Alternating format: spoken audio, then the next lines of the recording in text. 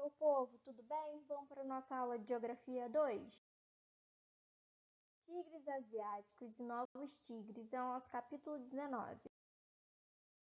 Os tigres asiáticos, Coreia do Sul, Taiwan, Hong Kong e Singapura, são chamados assim devido ao acelerado crescimento industrial de sua economia a partir da década de 1970. Entre os fatores que possibilitaram esse crescimento estão o baixo custo de produção, mão de obra pouco remunerada e incentivos fiscais, o que atraiu empresas multinacionais. Nesse contexto, Hong Kong foi, desde a Guerra do Ópio, uma possessão inglesa em território chinês. É uma cidade com uma área um pouco maior que a do município do Rio de Janeiro. No entanto, isso não impediu a implantação de um modelo econômico com a produção destinada ao mercado externo.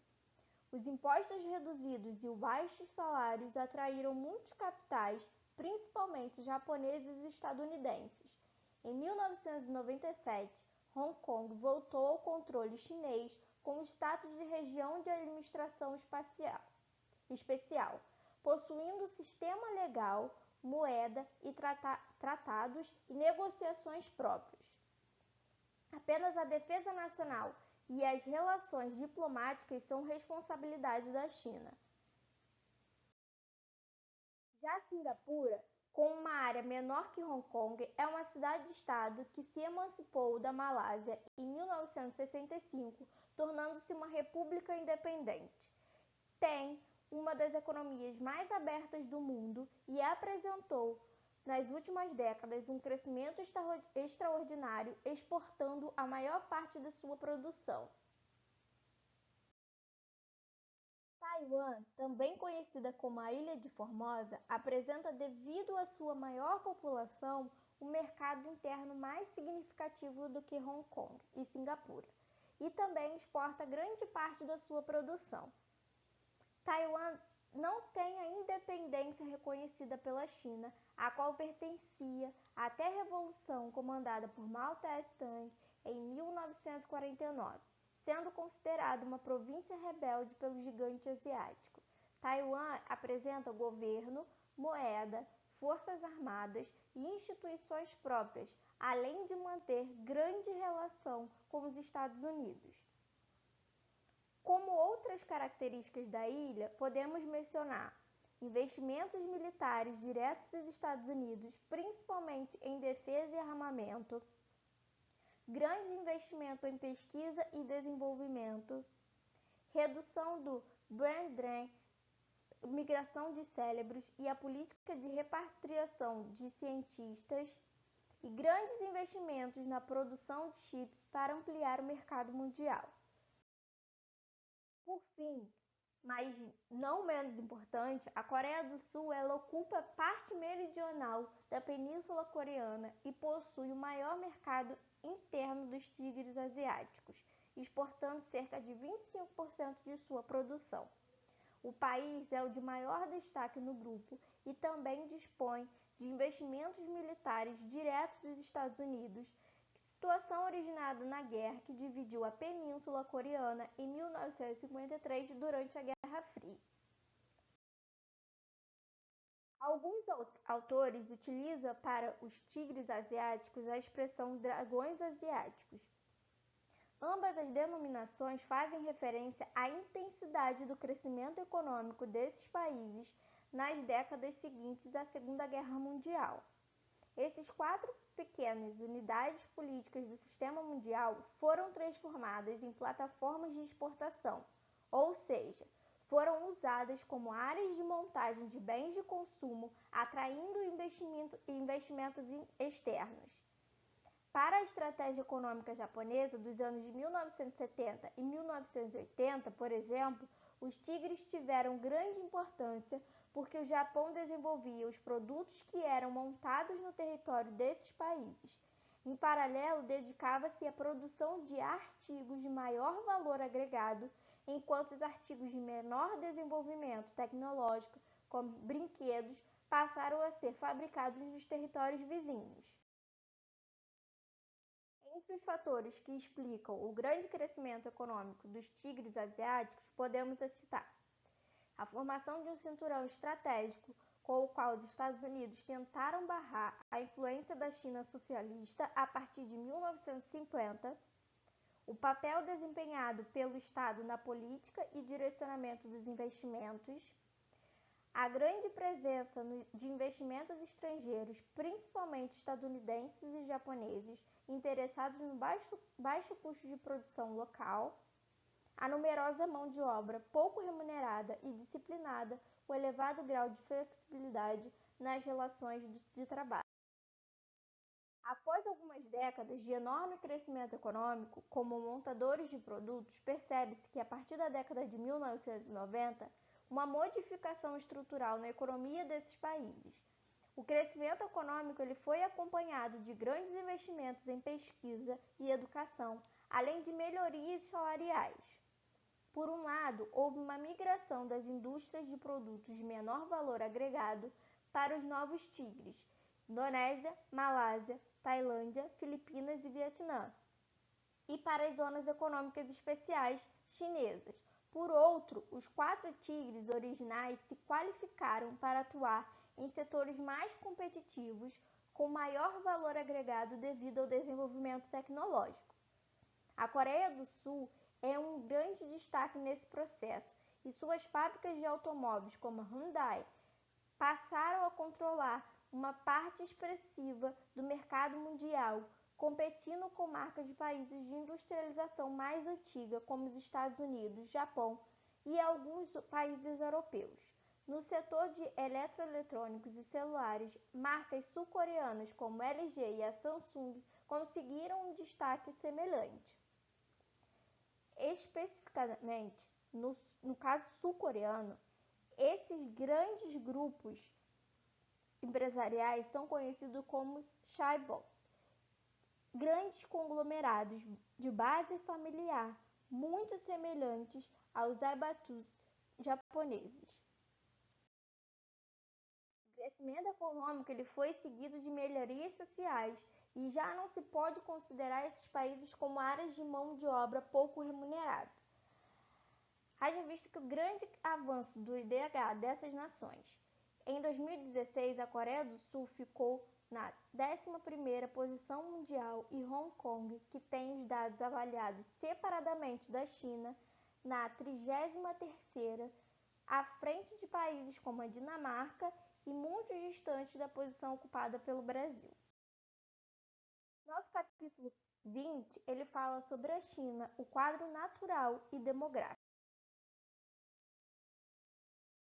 A República Popular da China é o terceiro país mais extenso do planeta, ocupando uma parte expressiva da Ásia Oriental, com aproximadamente 9 milhões de quilômetros quadrados, território maior do que o do Brasil. O relevo é muito variado, com altas montanhas na parte oeste, junto à Ásia Central e Meridional, e planícies na parte leste, principalmente no trecho setentrional. Esse quadro geomorfológico influencia diretamente a distribuição demográfica. Paralelamente a uma grande diversidade climática, na China, associada à latitude, à maritimidade e à continentalidade, ao relevo e à influência das correntes marítimas. O sudeste e o leste do país possuem clima monsônico, caracterizado pelos verões úmidos por causa dos ventos oceânicos e os invernos secos devido aos ventos continentais. A influência da latitude é percebida pelas maiores temperaturas na parte meridional em relação ao norte, em que os invernos são muito frios. Essa variação térmica impacta a distribuição da agricultura, com o cultivo do trigo mais ao norte e do arroz muitas vezes em áreas de terraceamento ao sul. Há uma expressiva extensão de áreas desérticas, com destaque para Taklamakan. Os desertos superam 15% da área do país e a sua existência está associada ao relevo e à circulação geral da atmosfera, o que explica sua concentração no interior do país. A vegetação acompanha a diversidade climática, com áreas de estepes e florestas de coníferas ao norte, vegetação semelhante à tundra nas altas montanhas e xerófila nas áreas desérticas. A rede hidrográfica sofre grande influência do relevo chinês e de seu quadro climático. Na parte norte-ocidental, há uma pequena quantidade de cursos fluviais, com predomínio de rios temporários e endorreicos. Em contrapartida, a parte oriental, mais úmida, possui uma densa rede hidrográfica. Os principais rios da China são Yangtze, o Rio Amarelo, e Yangtze, chamado de Rio Azul. O Rio Amarelo ele nasce nas montanhas tibetanas e possui mais de 5.000 quilômetros de extensão. Nesse sentido, o Rio Azul tem a mesma extensão, também é proveniente das montanhas tibetanas e deságua entre Nanquim e Xangai, no Mar da China Oriental. A China ela é um país mais populoso do planeta, com mais de 1,5 bilhões de habitantes.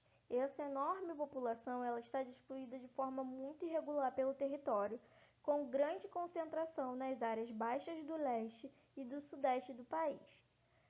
As grandes altitudes e o clima desértico, eles determinam a existência de baixíssimas densidades demográficas em partes do centro e do ocidente. Na década de 1970, em virtude do enorme contingente populacional já existente, a China implantou uma política de controle de natalidade, a política do filho único, que durou até o fim de 2015. Essa política ela criou uma situação curiosa. O país ele precisou flexibilizar o controle devido ao envelhecimento da população. Anos antes de abolir a política, o governo chinês já permitia que casais formados por filhos únicos em diversas regiões ou até mesmo quando um dos parceiros era filho único tivessem 2 filhos. Outro efeito da política do filho único foi o expressivo aumento na população masculina em relação ao total da população. Isso ocorreu devido à prática do infanticídio feminino, que acontecia principalmente nas áreas rurais. Esse fenômeno ele estava ligado ao fato de as famílias nessas localidades preferirem filhos homens, uma vez que esses no futuro ajudariam no trabalho do campo. Essas situações elas culminaram na aprovação pela Assembleia Nacional Popular da China no fim da política do filho único, permitindo a todos os casais dos países terem 2 filhos descendentes. Essa decisão entrou em vigor no dia 1º de janeiro de 2016. Quanto à formação étnica, apesar do enorme contingente populacional, a China ela possui homogeneidade muito expressiva, com mais de 90% da população da etnia Han. No entanto, o país possui 55 outras etnias que podem ser consideradas minorias étnicas, devido à pequena participação relativa no total da população. Há uma territorialização importante dessas minorias Tibete e Xinjiang, onde vivem Uigur, cazaques e números expressivos de Hans. Tanto Tibete quanto da região autônoma da China, localizada na fronteira da Índia, quanto Xinjiang, no extremo oeste do país, ocorre expressivo crescimento da participação dos Han, o que pode ser parte de uma estratégia do governo chinês para conter movimentos separatistas a são negados pelas autoridades chinesas. Outro aspecto importante relacionado à população chinesa é impressionante o processo de urbanização que envolveu nas últimas décadas centenas de milhões de pessoas.